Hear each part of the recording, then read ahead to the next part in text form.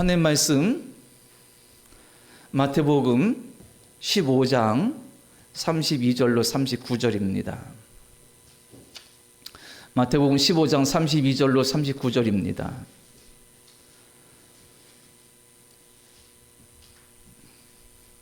봉독합니다.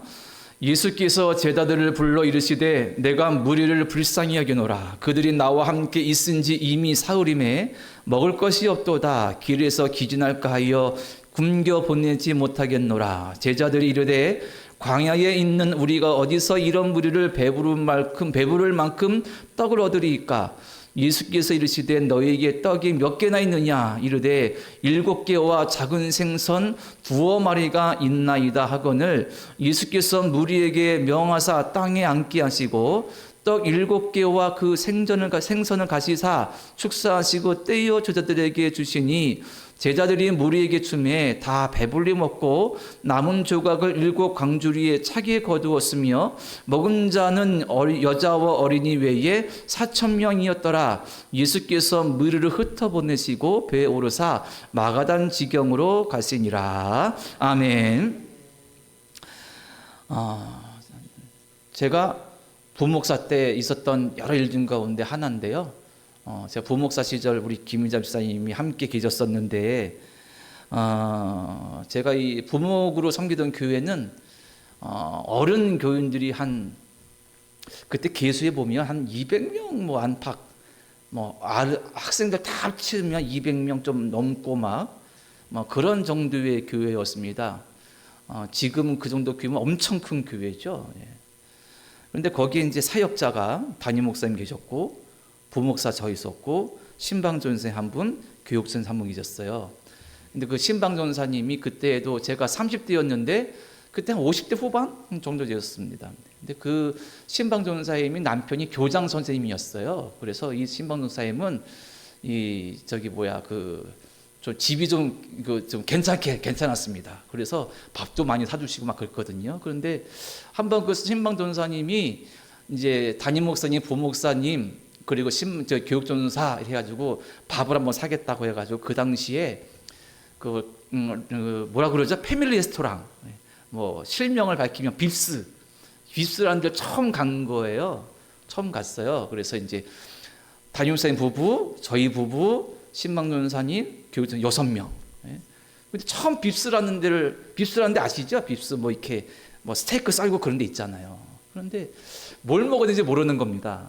그래서 그때 왜 거기 갔냐면 그때 빕스라는 데서 폭립이라는 그 돼지 등갈비인가요? 그거를 막 팔고 유명한 인기 있을 때였어요. 그런데 한 번도 먹어본 적이 모르고 저는 이제 그런 데 가본 적이 없었습니다. 그런데 그 전사님이 어떻게 시켜야 됩니까? 물어보니까 그 안내하는 분이 이게 막 설명해요. 그러니까 폭립 6개 주세요. 그랬습니다. 폭립이 나왔는데 이 등갈비가 엄청나게 많은 거예요.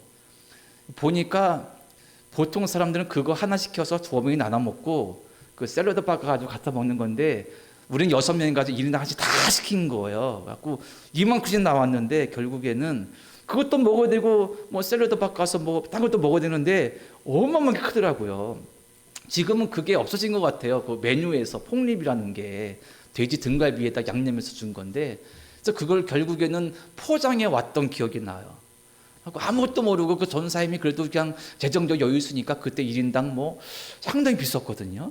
그때 한 2004년, 5년인데 한 20만 원 나왔을까요? 어마어마하게 나왔을 거예요. 그런데 다 먹지 못하고 싸웠어요.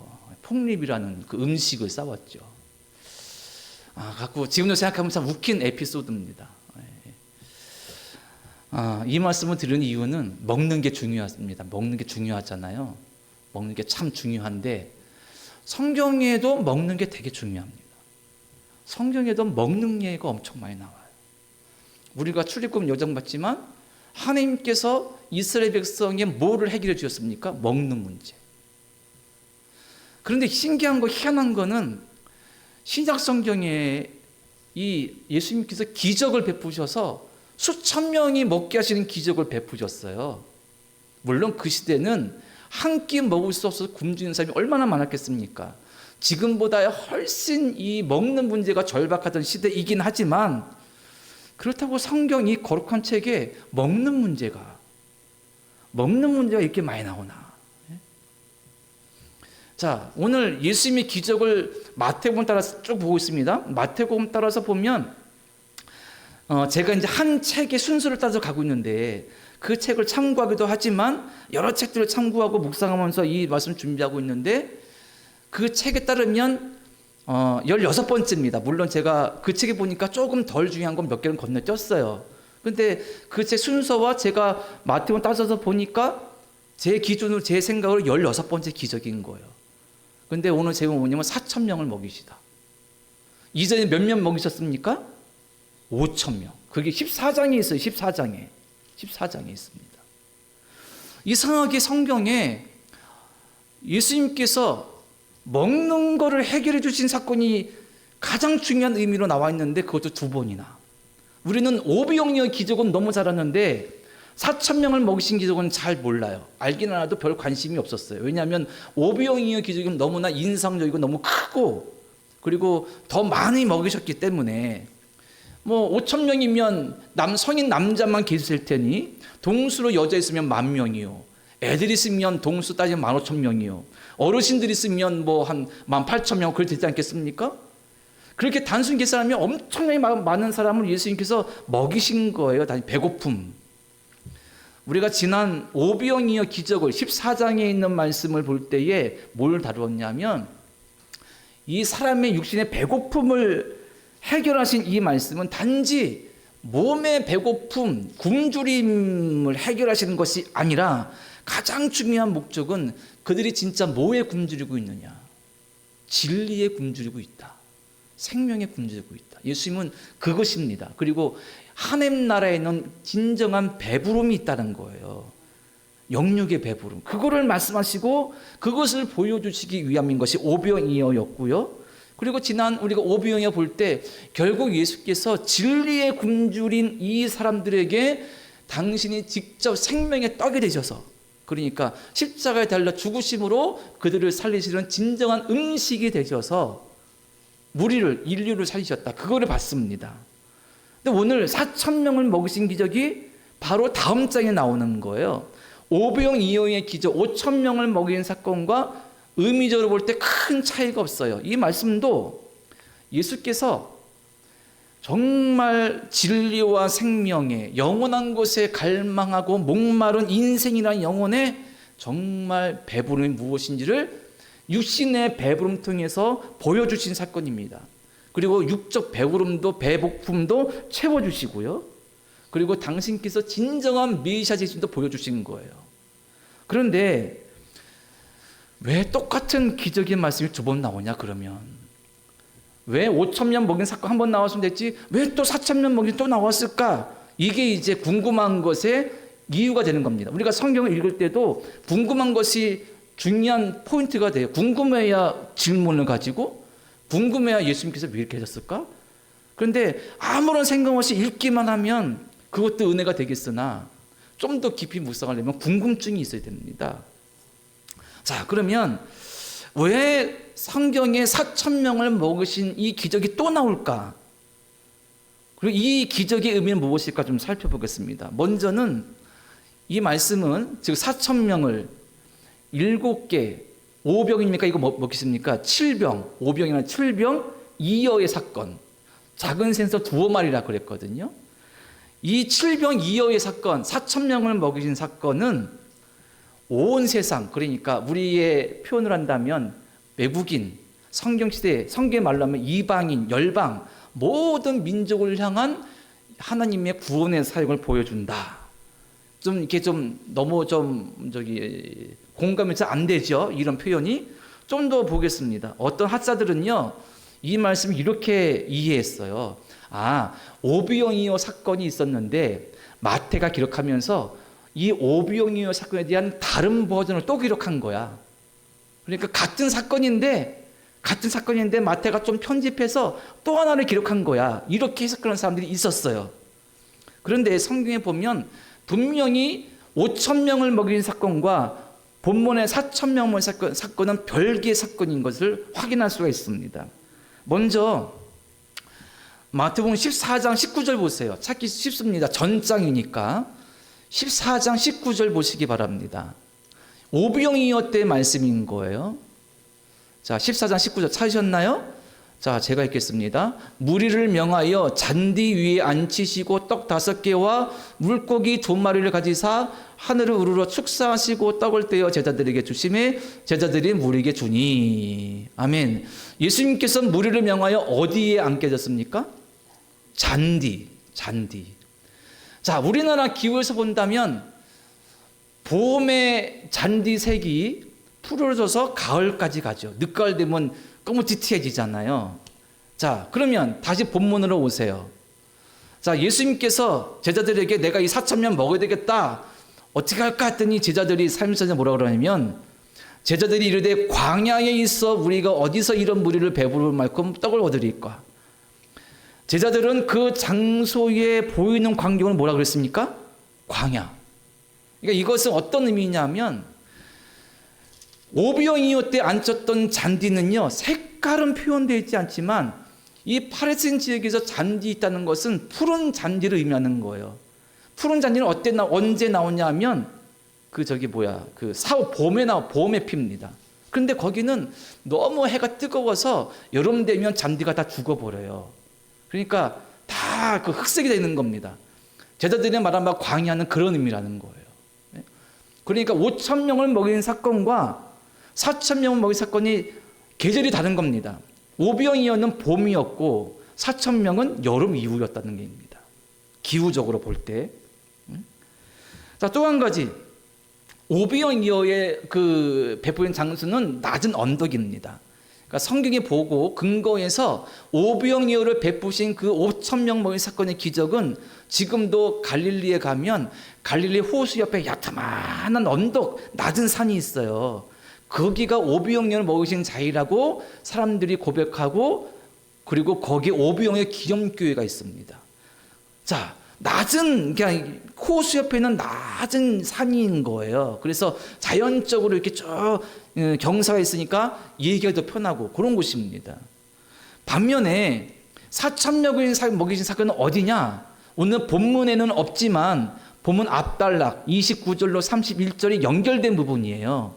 자, 오늘 본문 앞단락이 29절 보면 이렇게 말씀하고 있죠. 예수께서 거기서 떠나서 갈릴리 호숫가에 이르러 산에 올라가 거기 앉으시니. 어디 올라갔습니까? 산입니다. 산.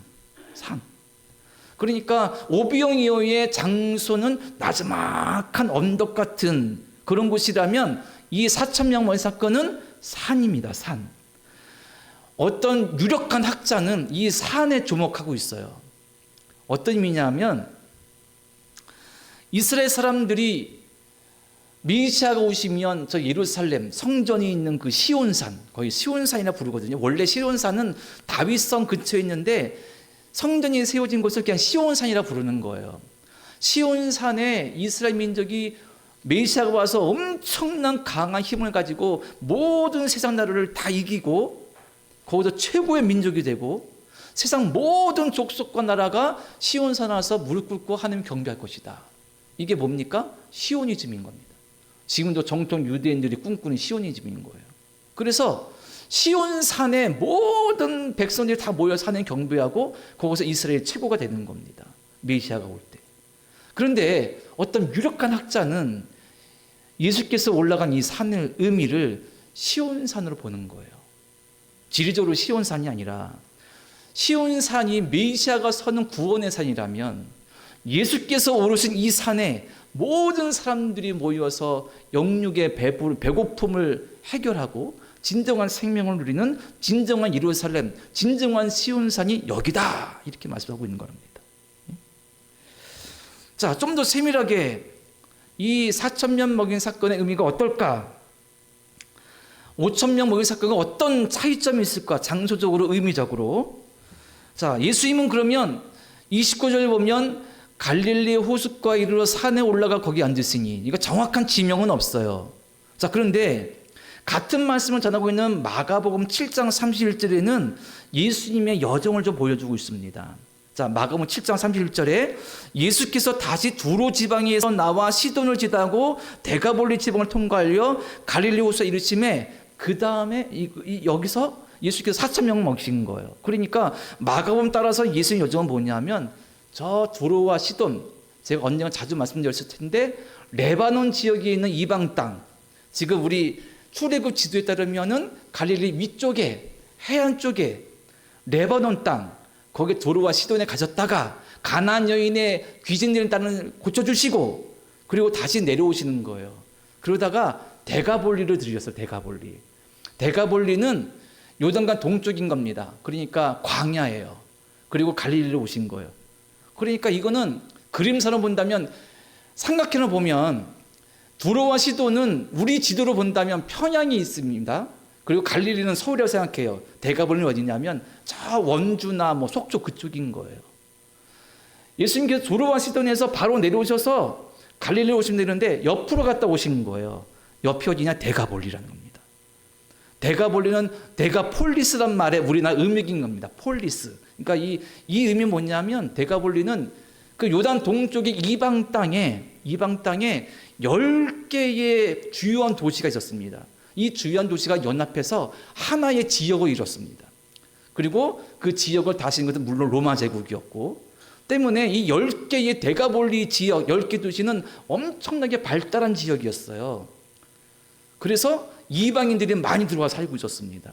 그리고 예수님께서 그 무덤가에 귀신 들린 사람을 치유할 때 돼지떼를 저기 나가라 그러고 명하셨잖아요. 그걸 그때 가장 궁금한 거, 아니 그 수천 마리의 돼지떼가 그게 아까운데 왜 다 빠뜨려 죽이셨어? 그런데 그 내적인 의미 본다면 아니 이스라엘 땅에서 돼지를 왜 키워? 부정한 돼지를 먹는다고 키운다고? 이렇게 생각하면 더 들어가는 거예요. 아니 이스라엘 땅의 갈릴리 지역에서 돼지를 키운다고? 돼지는 부정한 음식인데 먹으려고 키운다고 수천 마리를? 그런데 이거를 고고학적 신학적으로 깊이 들어가 본다면 이방 지역인 데가볼리 지역이란 거예요. 거기가 그 거라사 돼지를 명하에 빠뜨린 그 지역이 이방인들이 많이 살고 피가 섞인 곳이라 거기서는 돼지를 키웠다는 겁니다. 자, 그러면 예수님이 어떤 학자는 이 데가볼리에서 이 4,000명을 먹인 사건이 있었다고 주장을 합니다. 데가볼리에서 이 4,000명을 먹이셨다. 물론 그것을 인정할 수도 있고 그렇지 않을 수도 있어요. 만약에 데가볼리에서 이 4,000명 먹인 기적이 있었다면 뭘 의미하냐면 예수님께서 이방인들을 먹이신 겁니다. 이방인들에게 7병2여로 배를 먹게 하신 거예요. 영과 육을 살리시는 것을 보여주신 겁니다. 5병이어는 갈릴리 이스라엘 가나안 땅에서 4,000명을 먹인 사건은 이방 땅에서 행하신 거라는 거예요. 무슨 의미입니까? 모든 사람을 인정과 지역을 뛰어넘은 하나님의 사랑을 보여주신 것이라는 사실입니다. 마지막 한 가지, 또 한 가지는 뭐냐면 5병이어에서 다 먹고 몇 광주리가 남았습니까? 12광주리 남았죠. 광주리에 담았습니다. 그런데 헬라어 원문에 보면 오부영 이후에 사용된 광주리라는 단어는 코피노입니다. 이거는 목이 좁고 들어가면 이게 넓어져요. 이거는 유대인들이 휴대용 갖고 다녔던 물병 같은 거예요. 음식 넣고 다니는데. 근데 목이 좁아요. 이거는 왜 그러냐면 이방인들 만져서 부정인 말 걸려고 목이 좁은 겁니다. 오부영 이후 기적에 있는 광주리가 그 단어가 쓰여졌어요. 그런데 4,000명을 먹이시고 몇 번이 남았습니까? 7광주리. 여기에 사용된 광주리라는 단어는 스프리스라는 단어입니다. 이 말은 그냥 우리가 아는 넓다란 광주리인 거예요. 누구나 잡을 수 있는. 이거는 지역이 다른 겁니다. 오비영에는 유대인들이 사는 지역에서 행하신 것이고, 이거는 스프리스라는 것은 이방인들이 그냥 일반적으로 사용하는 광주리라는 거예요. 지역이 다르다. 그러면은 의미가 오겠죠. 4,000명을 먹으신 이 기적의 사건은 모든 사람들을 향한 하나님의 놀라운 구원의 역사를 예수께서 보여주신 기적의 역사라는 사실입니다. 오병 이후의 기적은 예수께서 유대인들에게 하나님의 놀라우신 생명과 구원, 생명의 딱 되시는 제스 자신을 보여주셨다면 이제 더 확장되어서 7병 2여의 기적은 저 대가볼리 10개 도시가 번화와 헬라화된 도시, 로마 문화가 가득한 도시, 이방의 문화가 넘쳐나서 심지어 대조도 키우는 그런 도시, 거기에 이렇게 찾아가셔서, 졸업하실 때서 이렇게 찾아가셔서 거기서 기적 행하시고 말씀 전하시고 그들에게 이 4,000년 모신 기적을 행하시고 갈릴리로 오셨다는 거예요. 참 사람이 신기한 게, 생각해 보면 엄마 뱃속에서 딱 태어난 아이가 응애 하면서 손은 어떻게 하고 웁니까? 주먹을 꽉 쥐고 울어요. 나오자마자 손 들고 막 이렇게 응애 울는 건 없어요. 뭐가 그렇게 억울한지 숨을 꽉 쥐고 울어요. 겁나게 막 울어대죠. 저도 얼마나 울었으면 제 아버지가 갖다 버렸겠습니까? 저 갖다 버려주잖아요. 너무 울어가지고. 근데 울 때 이러고 안 울잖아요. 이러고 운다는 얘기입니다. 주먹을 꽉 쥐고 뭘 쥐고 있어요. 그 깐난쟁이한테 손가락 이렇게 내보면 깐난쟁이 손가락을 잡아요. 잡는 게 본능인 것 같아요. 잡는 거. 좀 지나면 사탕 하나 주면 꽉 쥐고 뺏으려고 그러면 안 뺏기려고 꽉 쥐어요. 돌쟁이밖에 안 된 애도.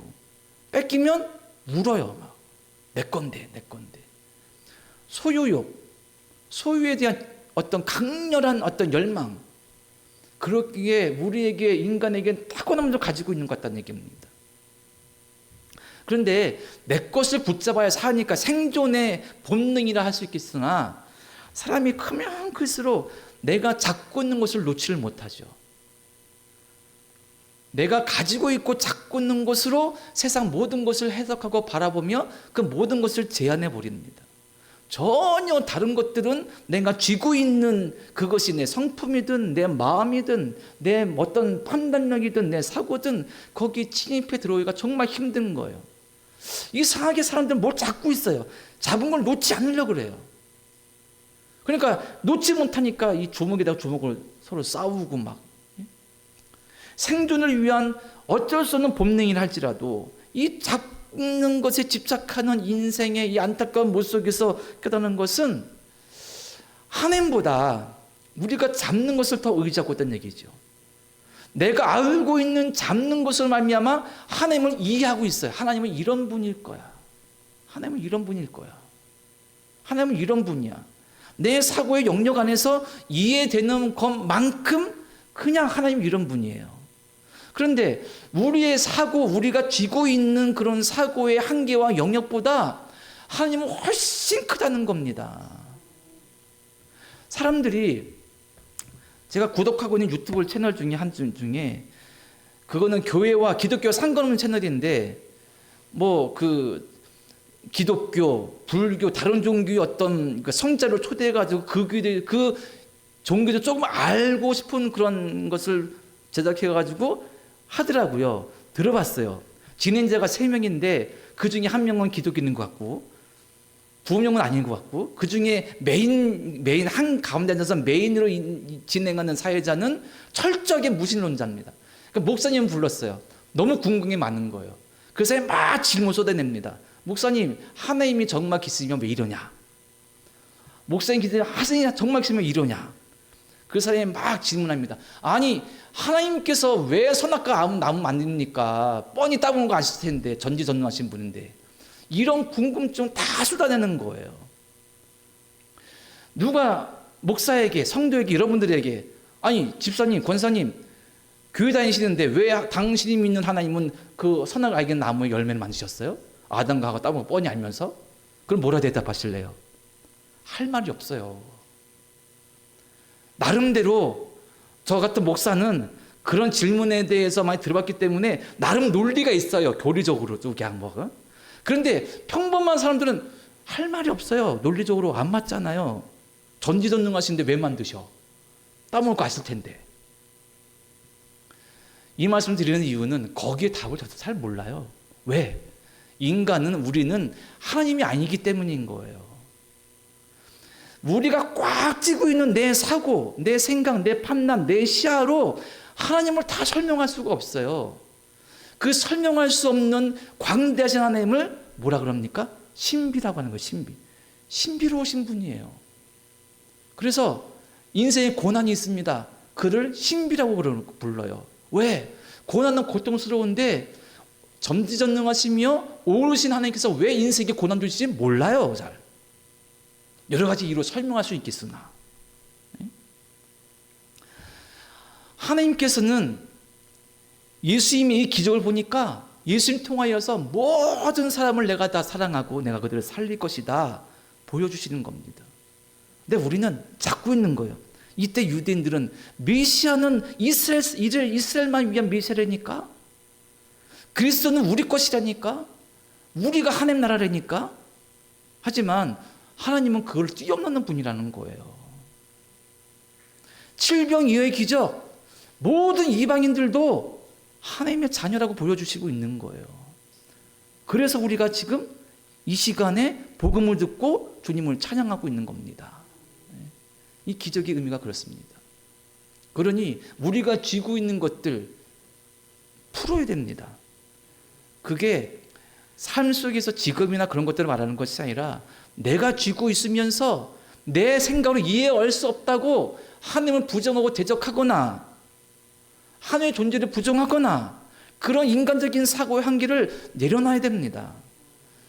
내 머리 IQ가 얼마나 좋아도 하나님의 그 놀라운 역사 앞에 다 헤아릴 수 없는 미약한 모래 하나만도 못한 인간이 우리라는 사실인 거예요. 그런데 하나님께서 예수님 통하여서 그 모래 같은 우리를 살리시겠다고 이 땅에 오신 겁니다. 그게 복음인 거고요. 이게 이해가 안 된다고, 믿겨지지 않는다고 함부로 하나님을 대적할 수는 안 된다는 사실입니다. 자, 그러면 마지막으로 한 가지만 더 본다면 이 칠병이어의 기적의 의미 또 한 가지는 무엇이냐? 이방인 모든 사람을 위한 메시아를 보여주는 거라면 또 한 가지는 이겁니다. 기적이 한 번이 아니었다. 수천 명을 먹이신 기적이 한 번이 아니었다. 두 번이었죠, 성경에. 그러면 두 번만이었을까요? 성경에 두 번이었습니다. 예수께서 어떤 기적 행한지 다 알 수 없으나 예수님께서 사람을 살리시고 배부르게 하시며 진정 살리시는 기적의 역사는 계속 있었고 지금도 그분께서 우리를 살리는 역사는 이어지고 있다는 사실입니다.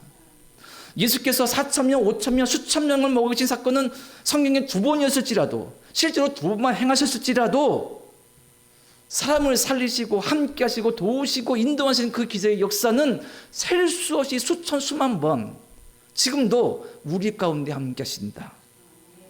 이것입니다. 우리가 붙잡을 믿음, 복음이에요. 마지막으로 한 가지 이야기만 인용하면서 말씀을 정리해 보고자 합니다. 알렉산더 포프라는 사람이 자신의 수필 비평에서 이런 글을 썼대요. 바보의 7가지 특징. 바보의 7가지 특징. 바보는 이렇답니다. 첫 번째, 어제의 실수를 오늘 또 저지르는 사람. 이게 바보랍니다. 우린 맨날 바보죠. 둘째, 모든 성공한 사람에겐 도와주는 이가 있다고 믿는 사람. 성공한 사람, 성공의 기준도 좀 다양하겠으나 그냥 일반적으로 성공한 사람은 누가 도와줬기 때문이다. 이렇게 생각하는 사람이 바보라는 거고요.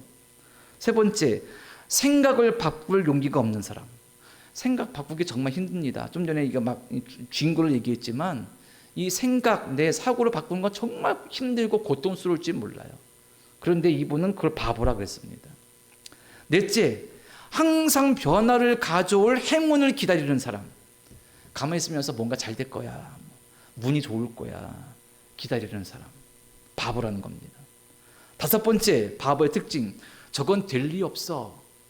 라는 말을 입에 달고 다니는 사람. 아니, 그건 안 돼. 달고 다니는 사람. 바보라는 거고요. 여섯 번째, 쓸모없는 물건에 돈을 낭비하는 사람. 혹시 쓸모없는 거에 돈을 그냥 의미 없이 투자하는 거 뭐 있으신가요? 그러니까 저는 제 기준에서 저는 뭐 되게 돈을 안 쓰는, 없기도 하지만 돈을 안 쓰는 부류에 속하는 사람인데 제가 그래도 1년에 한두 번 쓰는 돈이 있어요. 그게 뭐냐면 제 유일한 취미와 운동이 탁구 치는 건데, 예? 유일한 취미. 일주일에 한 번 정도 치는 게, 한두 번 치는 게 유일한 취미면서 운동인데 탁구 채예요. 그것도 관리가 필요해요. 그 탁구채 보면 고무가 붙어 있잖아요. 고무를 바꿔줘야 됩니다. 고무를. 그걸 러버라 그러는데 이거를 한 6개월, 3개월, 6개월 치면은 이게 고무가 닳아요. 그럼 그걸 떼고 새로운 고무를 달아줘야 돼요.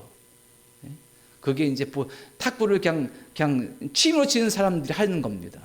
근데 그 고무 한 장 요만한 네모나는데 그게 가위 올라가지고 괜찮은 건 한 5만 원 해요. 엄청 비싸요. 비싼 건 10만 원도 하고 막 그래요. 근데 제가 그걸 1년에 한 3장 정도 써요. 2장, 3장. 한 10만 원, 15만 원 들어가죠. 그거 쓰는 거 외에 특별하게 쓰는 게 없어요. 어떤 거에 막. 쓸모없는데 돈 낭비하지 말라. 쓸모없는데 돈 낭비하는 사람 바보다. 마지막 7번 제일 중요합니다. 7번째 바보는 뭐냐면 하나님 없이 잘 지낼 수 있다고 믿는 사람. 이게 바보래요. 하나님 없이 잘 지낼 수 있다고 믿는 사람. 어떻게 보면 사람은 바보입니다. 왜냐하면 사람은 뭔가 좀 보여야, 뭔가 증명이 돼야, 뭔가 믿을 만한 뭔가 주어져야 내가 인정을 하잖아요. 그런데 하나님은 우리가 인정할 만큼 뭘 보여주시진 않아요. 아, 내가 저분 믿을 만해 라고 인정할 만큼 뭔가를 확 보여주진 않으세요. 그거를 깨닫는 사람은, 아는 사람은 믿음이 진실하고 깊어서 기도하며 하나님 바라볼 때 어느 순간에 나도 마음속에 하나님께서 은혜 주셨네 깨닫게 되지. 그냥 수많은 기독교인이 있어도 하나님이 느껴지지 않고 보여지지 않고, 그렇기 때문에 뭔가 하나님이 확 주시는 것을 체험할 수가 없어요. 하지만 하나님께서는 우리가 원하는 방식으로 역사하시기보다 당신의 방식으로 역사하시기 때문에 그 역사의 방식이 우리가 뭔지 몰라요.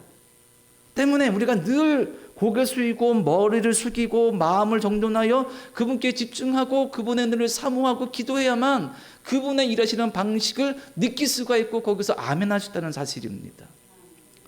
그러니 우리가 바보가 되지 않으려면, 즉 하나님 없이도 잘 살 수 있다고 믿는 어리석은 바보가 되지 않으려면 4,000명을 먹이신 예수님, 이게 진짜 가능한 일이야? 어떻게 4,000명, 아니 여자 합치면 8,000명이네? 애들 빼면 합치면 10,000명, 그게 말이 돼? 7병2호로? 인간의 제한된 사고로 판단하기보다 하나님께서 그 기적을 통해 뭘 보여주시는지, 나에게 너 지금 먹는 문제 때문에 고통스러우냐? 내가 너를 지키고 있다. 너 영적 고통과 영적 실망과 갈증으로 네 삶이 정말 의미가 없고 억지로 살고 있느냐? 내가 너의 영적 만나 양식을 너에게 준다. 두려워하지 말라. 내가 너와 함께하고 있어. 이것이 하나님의 메시지라는 사실입니다. 그리고 이 기적의 의미고요. 그래서 우리는 기적 보면 5,000명 먹으셨어, 4,000명 먹으셨어, 그 호기심적인 차원에서 넘어서 이 기적의 의미에서 내게 말씀하시는 메시지 무엇인지 깨닫고 그래야 우리가 살 수 있습니다. 오늘 짧은 시간, 길어야 5분 정도 기도할 텐데요. 기도하시기 바랍니다. 예수께서 보니까 저는 32절 말씀 읽으면서 많이 은혜 받았습니다. 32절 보면 예수께서 제자들을 불러 이르시되 내가 무리를 불쌍히 여기노라. 그들이 나와 함께 있은지 이미 사흘임에 먹을 것이 없도다. 길에서 기진할까 하여 굶겨 보내지 못하겠노라. 마치 예수님이 나보고 말씀하시는 것 같아요. 내가 너를 불쌍히 여긴다. 나와 함께 있는지 오랜데 먹을 것이 없어. 굶주리고 있고 영육의 갈증에 목마름에 배고픔에 허덕이는 내 영혼을 보고 계신 것 같아요. 그걸 나를 불쌍히 여기신 거예요. 내가 그들을 굶겨 보내지 않을 것이다. 내가 너를 버리지 않을 것이다. 제자들은 예수님 얼마 전에도 행하셨는데 그때는 갈릴리 주변에 말 많았죠. 여기는 광야 아닙니까? 이렇게 말하고 있는 거거든요 지금. 하지만 예수님께서 그들을 먹이셨습니다. 내가 무리를 불쌍히 여기노라. 이 말씀 묵상하시고요. 내 영육의 갈증, 배고픔, 굶주림, 즉 걱정, 염려, 공고, 피곤, 고통, 마음속의 증오 주님께 고백하시기 바랍니다. 그리고 가정을 위해 자기 자신을 기도하시고 삶의 자리를 위해 기도하시고 교회 위해 그리고 광대한 하나님을 내가 느낄 수 있고 깨달을 수 있도록 기도하시기 바랍니다. 주님의 은혜를 깨달을 수 있도록.